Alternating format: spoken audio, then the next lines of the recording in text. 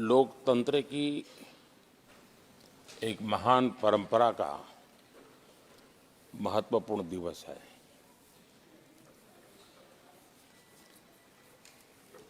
सत्रहवीं लोकसभा ने 5 वर्ष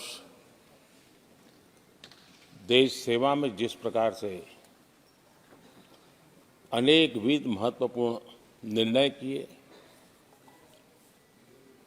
अनेक चुनौतियों को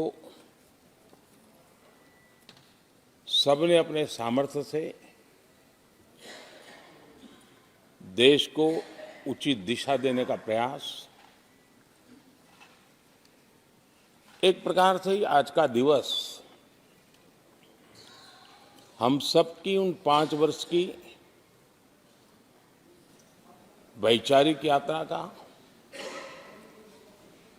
राष्ट्र को समर्पित उस समय का,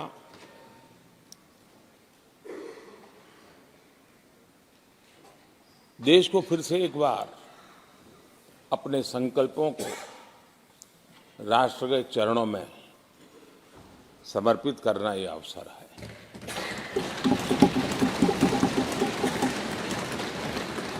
ये 5 वर्ष देश में रिफॉर्म, परफॉर्म एंड ट्रांसफॉर्म, ये बहुत रेयर होता है कि रिफॉर्म भी हो, परफॉर्म भी हो और हम ट्रांसफॉर्म होता अपनी आंखों के सामने देख पाते हो, एक नया विश्वास भरता हो। ये अपने आप में 17वीं लोकसभा से आज देश अनुभव कर रहा है और मुझे पक्का विश्वास है कि देश 17वीं लोकसभा को जरूर आशीर्वाद देता रहेगा।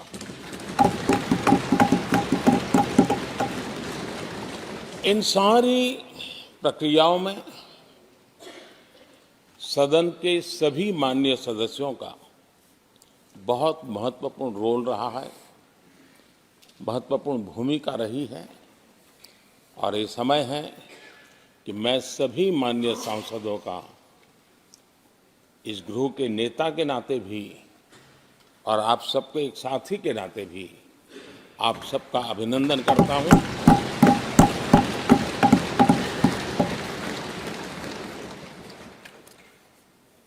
विशेष रूप से आदरणीय अध्यक्ष जी, मैं आपके प्रति भी हृदय से बहुत बहुत आभार व्यक्त करता हूं।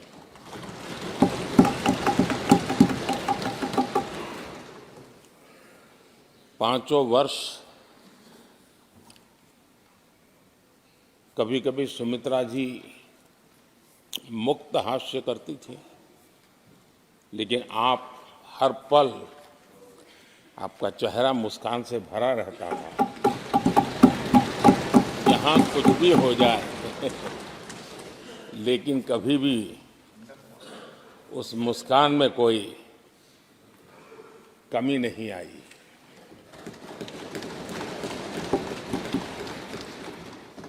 अनेकविध परिस्थितियों में आपने बहुत ही संतुलित भाव से और सच्चे अर्थ में निष्पक्ष भाव से इस सदन का मार्गदर्शन किया, सदन का नेतृत्व किया। मैं इसके लिए भी आपकी भूरी भूरी प्रशंसा करता हूं।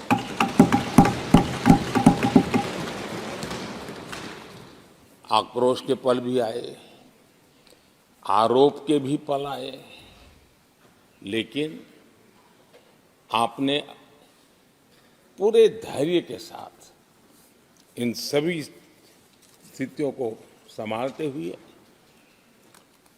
और एक सूझबूझ के साथ आपने सदन को चलाया, हम सबका मार्गदर्शन किया। इसके लिए भी मैं आपका आभारी हूं। आदरणीय सभापति जी, इस 5 वर्ष में इस सदी का सबसे बड़ा संकट पूरी मानव जात ने झेला।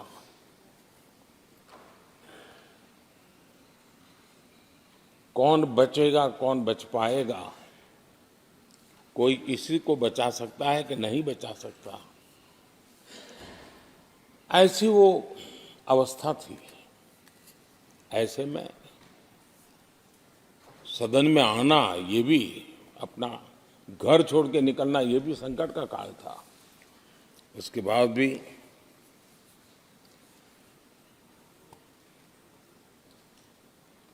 जो भी नई व्यवस्थाएं करनी पड़ी, आपने उसको किया। देश के काम को रुकने नहीं दिया।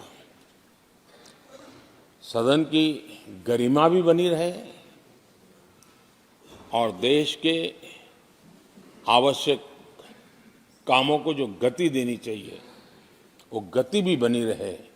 और उस काम में सदन की जो भूमिका है, वो रत्ती भर भी पीछे न रहे, इसको आपने बड़ी कुशलता के साथ संभाला और दुनिया के लिए एक उदाहरण के रूप में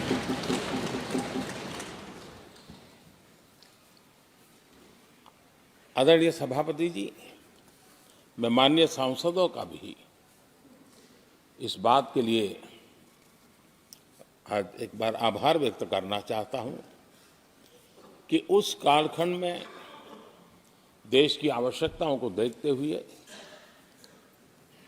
सांसद निधि छोड़ने का प्रस्ताव माननीय सांसदों के सामने रखा और एक पल के विलंब के बिना सभी माननीय सांसदों ने सांसद निधि से मुक्त।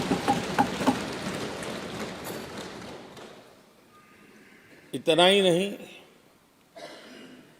एक देशवासियों को पॉजिटिव मैसेज देने के लिए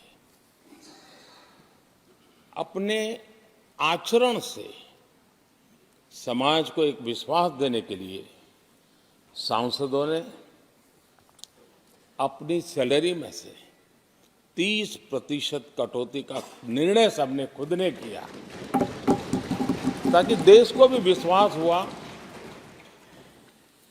कि ये सबसे पहले छोड़ने वाले लोग हैं। और आदरणीय सभापति जी, हम सभी सांसद बिना कारण साल में 2 बार हिंदुस्तान के मीडिया के किसी न किसी कोने में गाली खाते रहते थे कि ये सांसदों को इतना मिलता है और कैंटीन में इतने में खाते हैं, बाहर इतने में मिलता है, कैंटीन में इतने में मिलता है, बाहर यानी पता नहीं बाहर नोट लिए जाते थे। आपने निर्णय किया सबके लिए समान रेट होंगे कैंटीन में, और सांसदों ने कभी भी विरोध नहीं किया, शिकायत भी नहीं की। और सभी सांसदों की बिना कारण इतनी फजेत करने वाले लोग मजे लेते थे, उससे हम सबको आपने बचा लिया। इसके लिए भी मैं आपका आभार व्यक्त करता हूं। आदरणीय सभापति जी, ये बात सही है कि हमारे कई लोकसभा के, चाहे 17वीं हो, 16वीं हो, 15वीं हो, संसद का नया भवन होना चाहिए, इसकी चर्चा सबने की, सामूहिक रूप से की, एक स्वर से की, लेकिन निर्णय नहीं होता था। ये आपका नेतृत्व है जिसने निर्णय किया, चीजों को आगे बढ़ाया, सरकार के साथ अनेक मीटिंगें की, और उसी का परिणाम है कि आज देश को ये नया संसद भवन प्राप्त हुआ है। आदरणीय सभापति जी, एक संसद के नए भवन में एक विरासत का अंश और जो आजादी की पहली पल थी, उसको जीवंत रखने का हमेशा हमेशा हमारे मार्गदर्शक रूप में ये सेंगोल को यहाँ स्थापित करने का काम, और अब प्रतिवर्ष उसको सेरेमोनियल इवेंट के रूप में उसको हिस्सा बनाने का एक बहुत बड़ा काम आपके नेतृत्व में हुआ है, जो भारत की आने वाली पीढ़ियों को हमेशा हमेशा हमें आज़ादी के उस प्रथम पल के साथ जोड़ के रखेगा और आज़ादी की वो पल क्यों थी, हमें वो याद रहेगा तो देश को आगे ले जाने की वो प्रेरणा भी बनी रहेगी। उस पवित्र काम को आपने किया है। आदरणीय सभापति जी, ये भी सही है कि इस कालखंड में G20 की अध्यक्षता का भारत को मिली। भारत को बहुत सम्मान मिला। देश के हर राज्य ने अपने अपने तरीके से विश्व के सामने भारत का सामर्थ्य और अपने राज्य की पहचान बखूबी प्रस्तुत की, जिसका प्रभाव आज भी विश्व के मन पर है। उसके साथ आपके नेतृत्व में G20 की तरह P20 का जो सम्मेलन हुआ और विश्व के अनेक देशों के स्पीकर्स यहाँ आए और मदर ऑफ डेमोक्रेसी भारत किस महान परंपरा को लेकर के,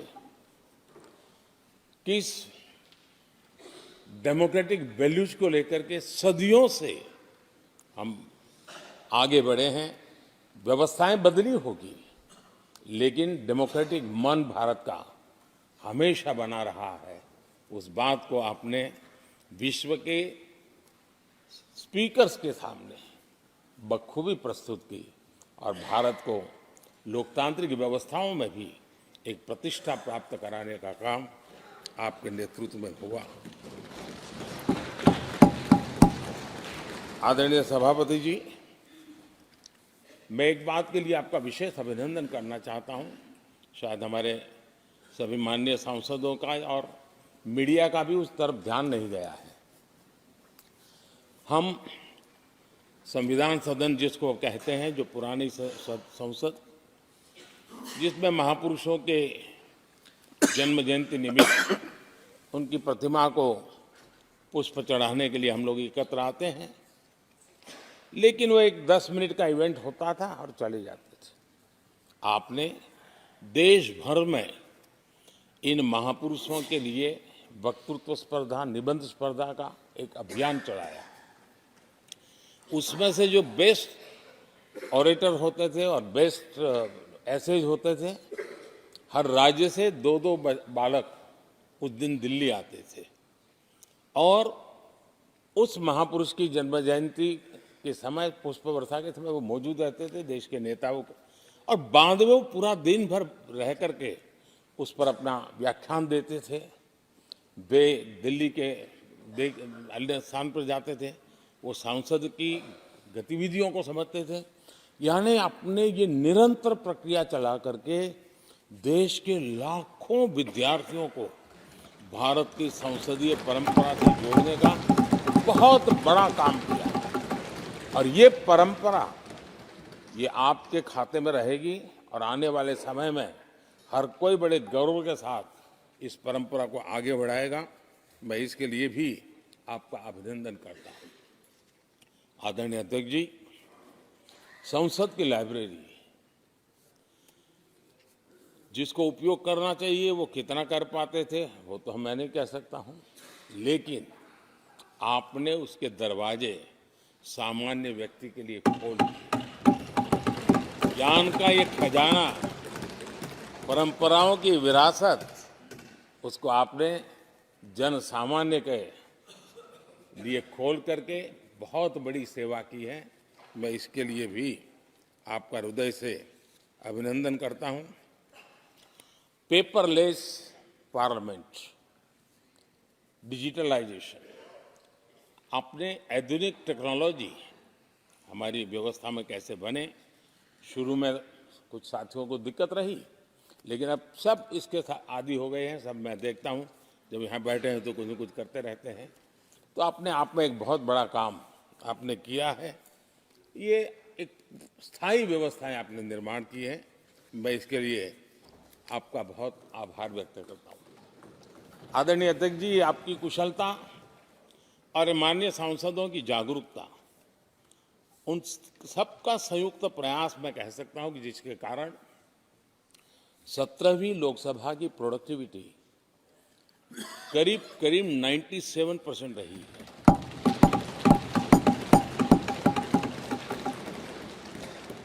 97% प्रोडक्टिविटी अपने आप में प्रसन्नता का विषय है, लेकिन मुझे विश्वास है कि आज जब 17वीं लोकसभा की हम समाप्ति की तरफ बढ़ रहे हैं, तब एक संकल्प लेकर के 18वीं लोकसभा प्रारंभ होगी कि हम हमेशा 100% से ज़्यादा प्रोडक्टिव वाली हमारी कार्यवाही करेंगे,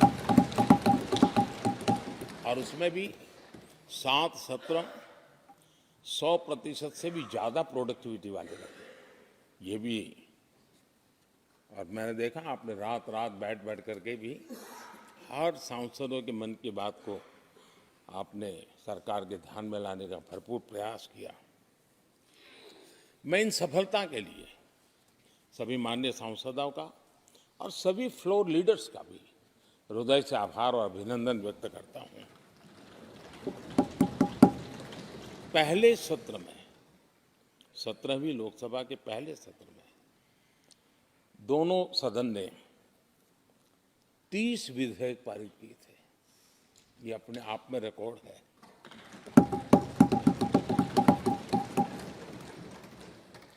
और एक नए नए बेंचमार्क 17वीं लोकसभा ने बनाए हैं। आदरणीय अध्यक्ष जी, आजादी के 75 वर्ष पूरा होने का उत्सव, हम सबको कितना बड़ा सौभाग्य मिला कि ऐसे अवसर पर हमारे सदन ने अत्यंत महत्वपूर्ण कामों को नेतृत्व किया। हर स्थान पे हुआ। शायद ही कोई सांसद ऐसा होगा कि जिसने आज़ादी के 75 वर्ष को लोकोत्सव बनाने में अपने अपने क्षेत्र में भूमिका अदा न की हो। यानी सचमुच में आज़ादी के 75 वर्ष को देश ने जी भर करके उत्सव से बनाया, और उसमें हमारे माननीय सांसदों की और इस सदन की बहुत बड़ी भूमिका रही है।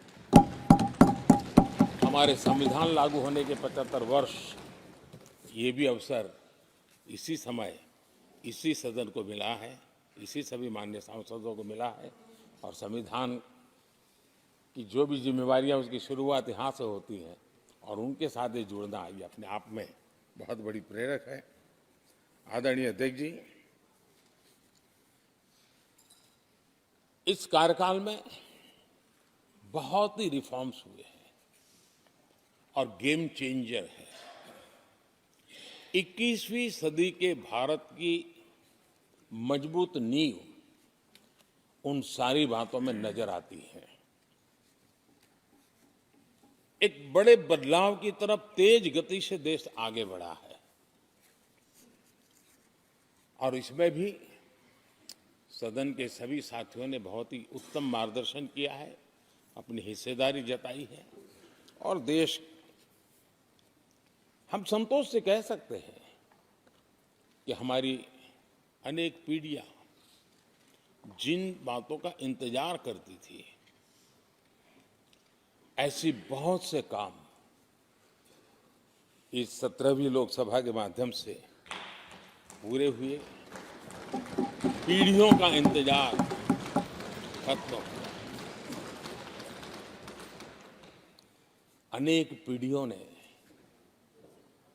एक संविधान, इसके लिए सपना देखा था, लेकिन हर पल उस संविधान में एक दरार दिखाई देती थी, एक खाई नजर आती थी, एक रुकावट चुभती थी। लेकिन इसी सदन ने धारा 360, आर्टिकल 370 हटा करके संविधान के पूर्ण रूप को, उसके पूर्ण प्रकाश के साथ उसका प्रकटीकरण हुआ।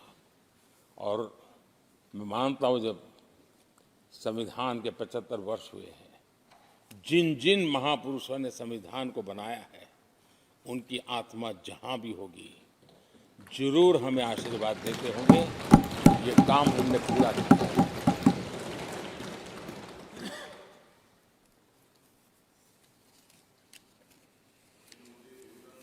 कश्मीर के भी, जम्मू कश्मीर के लोगों को सामाजिक न्याय से वंचित रखा गया था। आज हमें संतोष है कि सामाजिक न्याय का जो हमारा कमिटमेंट है वो हमारे जम्मू कश्मीर के भाई बहनों को भी पहुंचा करके हम आज एक संतोष की अनुभूति कर रहे हैं। आदरणीय अध्यक्ष जी, आतंकवाद नासूर बनके देश के सीने पर गोलियां चलाता रहता था। मां भारती की धरा आए दिन रक्त रंजित हो जाती थी।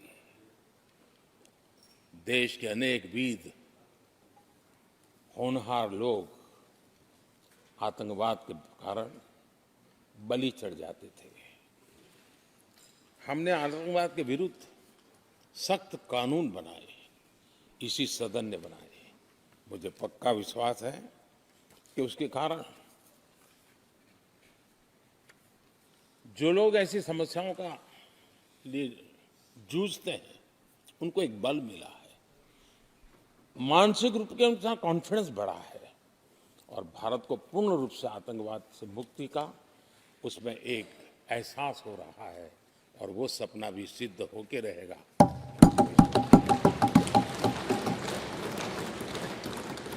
हम 75 साल तक अंग्रेजों की दी हुई दंड संहिता में जीते रहे।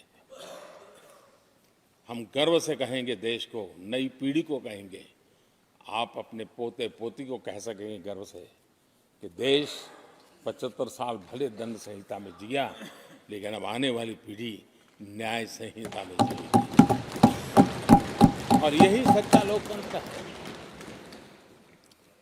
आदरणीय अध्यक्ष जी, मैं आपका एक बात के लिए और अभिनंदन करना चाहूंगा कि नया सदन, इसकी भव्यता वगैरह तो है ही, लेकिन उसका प्रारंभ एक ऐसे काम से हुआ है जो भारत की मूलभूत मान्यताओं को बल देता है और वो नारी शक्ति वंदन अधिनियम।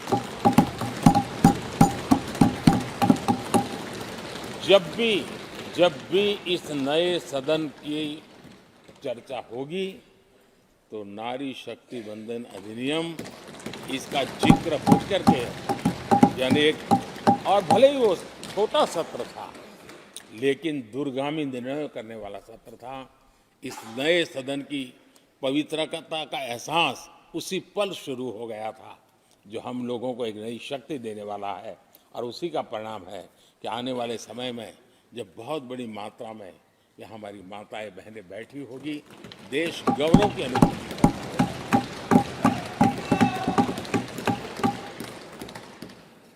3 तलाक कितने उतार चढ़ाव से हमारी मुस्लिम बहनें इंतजार कर रही थी। अदालतों ने उनके पक्ष में निर्णय किए थे, लेकिन वो हक उनको प्राप्त नहीं हो रहा था। मजबूरियों से गुजारा करना पड़ रहा था। कोई प्रकट रूप से कहे, कोई अप्रकट रूप से कहे, लेकिन 3 तलाक से मुक्ति का बहुत महत्वपूर्ण और नारी शक्ति के सम्मान का काम 17वीं लोकसभा ने किया है।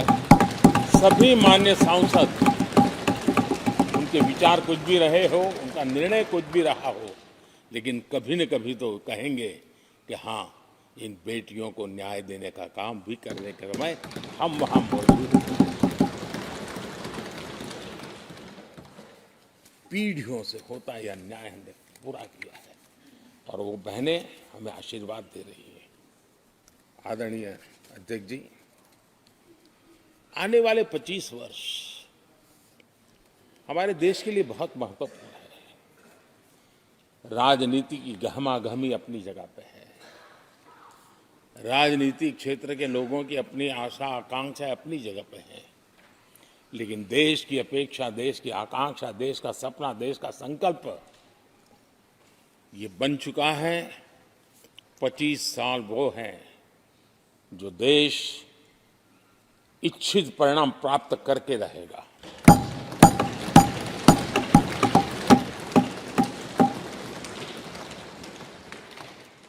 उन्नीस 1930 में जब महात्मा गांधी जी ने दांडी की यात्रा की थी, नमक का सत्याग्रह था,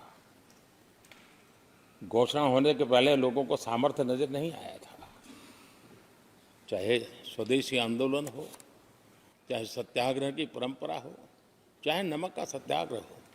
उस समय तो घटनाएं छोटी लगती थी, लेकिन 1947 वो 25 साल का कालखंड, उसने देश के अंदर वो जज्बा पैदा कर दिया था। हर व्यक्ति के दिल में वो जज्बा पैदा कर दिया था कि अब तो आजाद होकर रहना है। मैं आज देख रहा हूं कि देश में वो जज्बा पैदा हुआ है। हर गली मोहल्ले में हर बच्चे के मुंह से निकला है कि 25 साल में हम विकसित भारत बना के इसलिए ये 25 साल मेरी देश की युवा शक्ति के अत्यंत महत्वपूर्ण कालखंड है। और हम में से कोई ऐसा नहीं होगा जो नहीं चाहता होगा कि 25 साल में देश विकसित भारत न बने। हर किसी का सपना है। कुछ लोगों ने सपने को संकल्प बना लिया है, कुछ लोग शायद संकल्प बनाते देर हो जाएगी, लेकिन जुड़ना हर एक को होगा। और जो जुड़ भी नहीं पाएंगे और जीवित होंगे तो फल तो जरूर खाएंगे। ये मेरा आदरणीय अध्यक्ष जी, ये 5 वर्ष युवाओं के लिए बहुत ही ऐतिहासिक कानून भी बने हैं। व्यवस्था में पारदर्शिता लाकर युवाओं को नए मौके दिए गए हैं। पेपर लीक जैसी समस्या जो हमारे युवाओं को चिंतित करती थी, हमने बहुत ही कठोर कानून बनाया है ताकि उनके मन में जो सवाल या निशान था और उनको व्यवस्था के प्रति उनका गुस्सा था, उसको एड्रेस करने का सभी माननीय सांसदों ने देश के युवाओं के मन के भाव को समझ करके बहुत ही महत्वपूर्ण निर्णय किया है। आदरणीय अध्यक्ष जी, ये बात सही है कि कोई भी मानव जात अनुसंधान के बिना आगे नहीं बढ़ सकती है। उसको नित्य परिवर्तन के लिए अनुसंधान अनिवार्य होते हैं। और मानव जात का लाखों साल का इतिहास गवाह है कि हर काल में अनुसंधान होते रहे हैं, जीवन बढ़ता चला गया है, जीवन का विस्तार होता गया है। इस सदन ने विधिवत रूप से कानूनी व्यवस्था खड़ी करके अनुसंधान को प्रोत्साहन देने का बहुत बड़ा काम किया है। नेशनल रिसर्च फाउंडेशन, ये कानून आमतौर पर रोजमर्रा की राजनीति की चर्चा का विषय बन नहीं पाता, लेकिन इसके परिणाम बहुत दूरगामी होने वाले हैं। और इतना बड़ा महत्वपूर्ण काम ये 17वीं लोकसभा ने किया है। मुझे पक्का विश्वास है देश की युवा शक्ति में इस व्यवस्था के कारण दुनिया का रिसर्च और का एक हब हमारा देश बन सकता है। हमारे देश की युवा के टैलेंट ऐसी है। आज भी दुनिया की बहुत कंपनियां ऐसी हैं जिनके इनोवेशन के काम आज भी भारत में हो रहे हैं, लेकिन एक बहुत बड़ा हब बनेगा, यह मेरा पूरा विश्वास है। आदरणीय अध्यक्ष जी, 21वीं सदी में हमारी बेसिक नीड्स पूरी तरह बदल रही है। कल तक जिसका कोई मूल्य नहीं था, कोई ध्यान नहीं था, वो आने वाले में बहुत अमूल्य बन चुका है। जैसे डेटा, पूरी दुनिया में चर्चा है डेटा का सामर्थ्य क्या होता है। हमने डेटा प्रोटेक्शन बिल ला करके पूरी भावी पीढ़ी को सुरक्षित कर दिया है। पूरी भावी को एक नया शस्त्र हमने उसके हाथ में दिया है, जिसके आधार पर वो अपने भविष्य को बनाने के लिए इसका सही इस्तेमाल भी करेंगे। और digital personal data protection act, ये हमारी 21वीं सदी की पीढ़ी को और दुनिया के लोगों को भी भारत के इस एक्ट के प्रति रुचि बनी हुई है। दुनिया के देश उसका अध्ययन करते हैं, अपने अपना नई नई व्यवस्था अनुकूल करने के लिए प्रयास कर रहे हैं। और डाटा का उपयोग कैसे हो, उसकी भी उसमें गाइडलाइंस है। अनेक प्रकार से प्रोटेक्शन का पूरा प्रबंध करते हुए इसका सामर्थ्य कैसे आए। जिस डेटा को लोगों को गोल्ड माइन कहते हैं, न्यू ऑयल कहते हैं, मैं समझता हूँ वो सामर्थ्य भारत को प्राप्त हो। और भारत इस शक्ति के इसलिए विशेष है क्योंकि विविधताओं से भरा हुआ देश है। हमारे पास जिस प्रकार की जानकारी और हमारे साथ जुड़े हुआ डेटा जो जनरेट होता है, सिर्फ हमारा रेलवे पैसेंजर्स का डेटा कोई देख ले, दुनिया के लिए बहुत बड़ा संशोधन का विषय बन सकता है। उसकी ताकत को हमने पहचान करके इस कानूनी व्यवस्था को दिया है। आदरणीय अध्यक्ष जी, जल थल नभ, इस सदियों से इन क्षेत्रों की चर्चा चली है, लेकिन अब समुद्री शक्ति और स्पेस की शक्ति और साइबर की शक्ति, एक ऐसी त्रिविध शक्तियों का मुकाबला करने की आवश्यकता खड़ी हुई है। और विश्व जिस प्रकार के संकटों से गुजर रहा है और विश्व जिस प्रकार के विचारे प्रभाव पैदा करने का प्रयास कर रहे हैं, तब इन क्षेत्रों में हमें सकारात्मक सामर्थ्य भी पैदा करना है और नकारात्मक शक्तियों से अपने आप को, हर चुनौतियों को चुनौती लेने का सामर्थ्य भी बनाना है। और उसके लिए आवश्यक स्पेस से जुड़े रिफॉर्म्स बहुत अनिवार्य थे और बहुत दूरगामी दृष्टि के साथ स्पेस के रिफॉर्म का काम हमारे यहाँ हुआ है। आदरणीय अध्यक्ष जी, देश ने जो आर्थिक रिफॉर्म किए हैं उसमें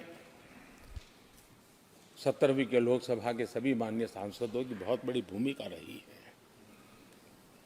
बीते वर्षों में हजारों कंप्लायंसेस बेवजह हम जनता जनार्दन को ऐसी चीजों में उलझाए रखा। ये गवर्नेंस की एक ऐसी विकृत व्यवस्था विकसित हो गई, उसमें से मुक्ति दिलाने का बहुत बड़ा काम हमारे यहाँ हुआ है और इसके लिए भी ये सदन का मैं आभारी हूँ। यानी इस प्रकार के कंप्लायंसेस के बोझ में सामान्य व्यक्ति तो दब जाता है। और मैंने तो एक बार लाल किले से भी कहा था, हम जब मिनिमम गवर्नमेंट मैक्सिमम गवर्नेंस कहते हैं, मैं दिल से मानता हूं कि लोगों की जिंदगी में से जितना जल्द सरकार निकल जाए उतना ही लोकतंत्र का सामर्थ्य बढ़े। रोजमर्रा की जिंदगी में हर डगर पे सरकार टांग क्यों अड़ाए?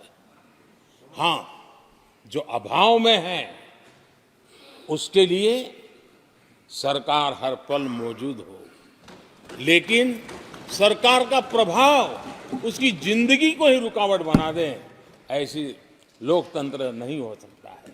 और इसलिए हमारा मकसद है सामान्य मानवीय की जिंदगी से सरकार जितनी हट जाए, कम से कम उसकी जिंदगी में सरकार का नाता रहे, वैसा समृद्ध लोकतंत्र दुनिया के सामने हमने आगे बढ़ाना चाहिए। उस सपने को पूरा करेंगे।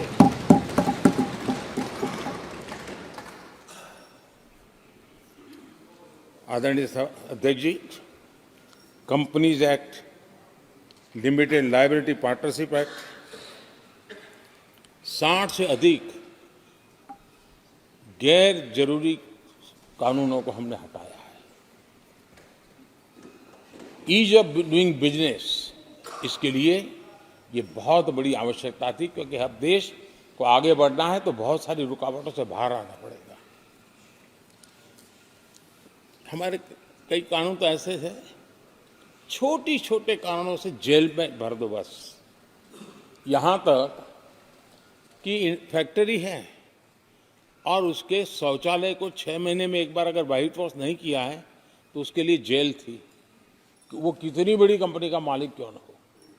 अब ये जो एक प्रकार की जो अपने आप को बड़े लेफ्ट लिबरल कहते हैं, उन लोगों की आइडियोलॉजी और देश में ये तुमारशाही का जमाना, उन सारों से मुक्ति दिलाने का हमें भरोसा होना चाहिए भाई। वो करेगा। आज लोगों के घरों में लिफ्ट होती है, वो सोसाइटी फ्लैट वाले लोग अपनी लिफ्ट रिपेयर करते ही है जी, हर चीज कर लेते हैं। तो ये जो समाज पर, नागरिक पर भरोसा करने का काम, बहुत तेजी से बढ़ाने का काम 17वीं लोकसभा ने किया है। और इसके लिए जन विश्वास एक्ट, मैं समझता हूं 180 से ज्यादा प्रावधान डीक्रिमिनलाइज करने का काम किया है। जो मैं कहा छोटी छोटी बात में जेल में डाल देना, ये डीक्रिमिनलाइज करके हमने नागरिक को ताकत दी है वो इसी सदन ने किया है, यही माननीय सांसदों ने किया है। कोर्ट की चक्कर से जिंदगी बचाने के लिए बहुत महत्वपूर्ण काम, कोर्ट के बाहर विवादों से मुक्ति, उस दिशा में एक महत्वपूर्ण काम, मध्यस्थता का कानून, उस दिशा में भी इसी माननीय सांसदों ने बहुत बड़ी भूमिका अदा की। जो हमेशा हाशिए पर थे, किनारे पर थे, जिनको कोई पूछता नहीं था, सरकार होने का उनको एहसास हुआ है। हाँ, सरकार है, हम है। जब कोविड में मुफ्त इंजेक्शन मिलता था ना, उसको भरोसा होता था, चलिए जान बच गई, सरकार होना का उसको एहसास होता था। और यही तो सामान्य मानवीय की जिंदगी में बहुत आवश्यक होता है। वो असहायता न अनुभव, अब क्या होगा, ये स्थिति पैदा नहीं होनी चाहिए। ट्रांसजेंडर समुदाय अपमानित महसूस करता था, और जब बार बार वो अपमानित होता था तो उसके अंदर भी विकृतियों की संभावनाएं बढ़ती रहती थी, और ऐसे विषयों से सब लोग दूर भागते थे। 17वीं लोकसभा के सभी माननीय सांसदों ने ट्रांसजेंडर्स के प्रति भी संवेदना जताई, और उनके जीवन में भी बेहतरीन जिंदगी बने। और आज दुनिया के अंदर जब भारत ने ट्रांसजेंडर के लिए किए हुए काम है, जो निर्णय किए हैं, इसकी चर्चा है दुनिया को बड़ा। जब हम कहते हैं ना, हमारे यहाँ इवन हमारे माता बहनों के लिए प्रेगनेंसी के लिए 26 वीक की डिलीवरी के समय की छुट्टी, दुनिया के समृद्ध देशों को भी आश्चर्य होता है। अच्छा, यानी ये प्रोग्रेसिव निर्णय यहीं पर हुए हैं, इसी 17वीं लोकसभा में हुए हैं। हमने ट्रांसजेंडर को एक पहचान दी है। अब तक करीब 16-17 हजार ट्रांसजेंडर को उनका आइडेंटिटी कार्ड दिया गया है, ताकि उनके जीवन को, और मैंने देखा अब तो मुद्रा योजना से पैसे लेकर के छोटा मोटा वो बिजनेस करने लगी, वो कमाने लगी है। पद्मा अवार्ड हमने ट्रांसजेंडर को दिया है, एक सम्मान की जिंदगी जीने के लिए। सरकार से जुड़ी अनेक योजनाओं का लाभ जो अब तक उनको मिलता नहीं था, मिलना प्रारंभ हुआ है। वो सम्मानीय जिंदगी। आदरणीय अध्यक्ष जी, बहुत विकट काल में हमारा समय गया, क्योंकि 1.5-2 साल कोविड ने हमारे पर बहुत बड़ा दबाव डाला, लेकिन उसके बावजूद भी 17वीं लोकसभा देश के लिए बहुत उपकारक रही है, बहुत अच्छे काम किए हैं। लेकिन इस समय हमने कई साथियों को भी खो दिया है। हो सकता है अगर आज वो हमारे बीच होते तो आज इस विदाई समारोह में मौजूद होते, लेकिन बीच में ही कोविड के कारण हमें अपने बहुत होनहार साथियों को खोना पड़ा। उसका दुख हमेशा हमेशा हमारे रहेंगे। आदरणीय अध्यक्ष जी, 17वीं लोकसभा का अंतिम सत्र और अंतिम आवर ही समझ लीजिए है। लोकतंत्र और भारत की यात्रा अनंत है, अनेक, और ये देश किसी पर्पज के लिए है, उसका कोई लक्ष्य है, वो पूरी मानव जात के लिए। चाहे श्री अरविंदो ने देखा हो, चाहे स्वामी विवेकानंद जी ने देखा हो, लेकिन आज उन शब्दों में, उस विजन में सामर्थ्य था, वो हम आंखों के सामने देख पा रहे हैं। दुनिया जिस प्रकार से भारत के महात्म्य को स्वीकार कर रही है, भारत के सामर्थ्य को स्वीकारने लगी है, और उसको, उस यात्रा को हमें और शक्ति के साथ आगे बढ़ाना है। आदरणीय अध्यक्ष जी, चुनाव बहुत दूर नहीं है। कुछ लोगों को थोड़ी घबराहट रहती होगी, लेकिन ये लोकतंत्र का सहज आवश्यक पहलू है।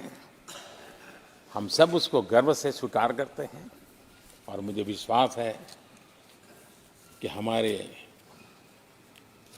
चुनाव भी देश की शान बढ़ाने वाले, लोकतंत्र की हमारी जो परंपरा है, पूरे विश्व को अचंभित करने वाले अवश्य रहेंगे, ये मेरा पक्का विश्वास है।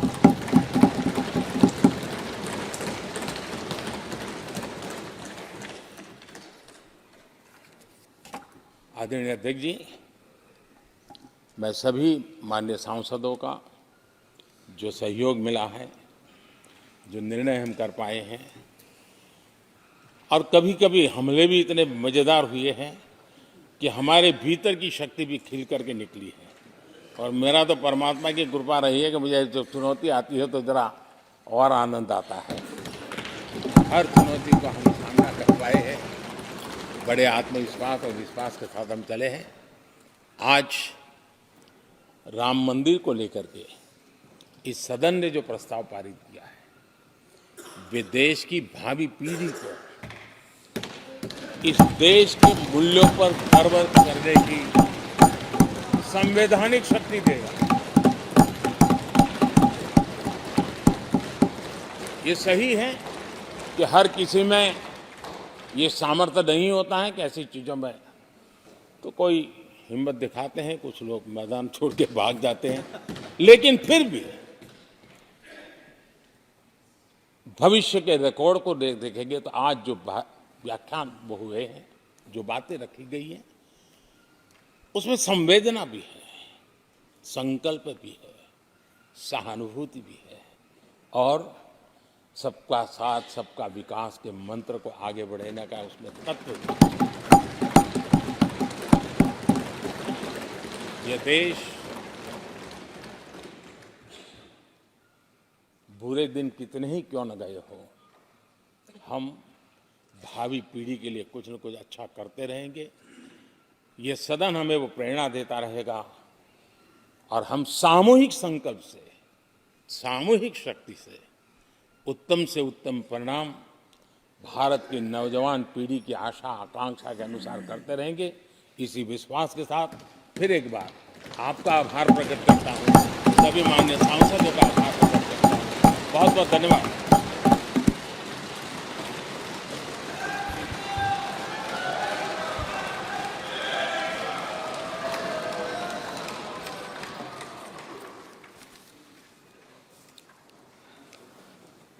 माननीय प्रधानमंत्री जी, माननीय सभी सदस्यगण, 7वीं लोकसभा के इस सत्र के साथ लोकसभा का आज समापन हो रहा है। 7वीं लोकसभा इसलिए भी विशेष है कि भारत के अमृत काल में हमने संसद के पुराने भवन और नए भवन दोनों भवनों में अपने संसदीय दायित्वों को निभाया। यह अवसर हमें मिला, यह अवसर भी हमारी जिंदगी में हमेशा अविस्मरणीय रहेगा। नए भवन में स्थापित पवित्र सिंगोल न्याय, सुशासन, राष्ट्रीय एकता और राजनीतिक शुचिता का प्रतीक है। हमारे महान लोकतंत्र की इस उच्चतम संस्था के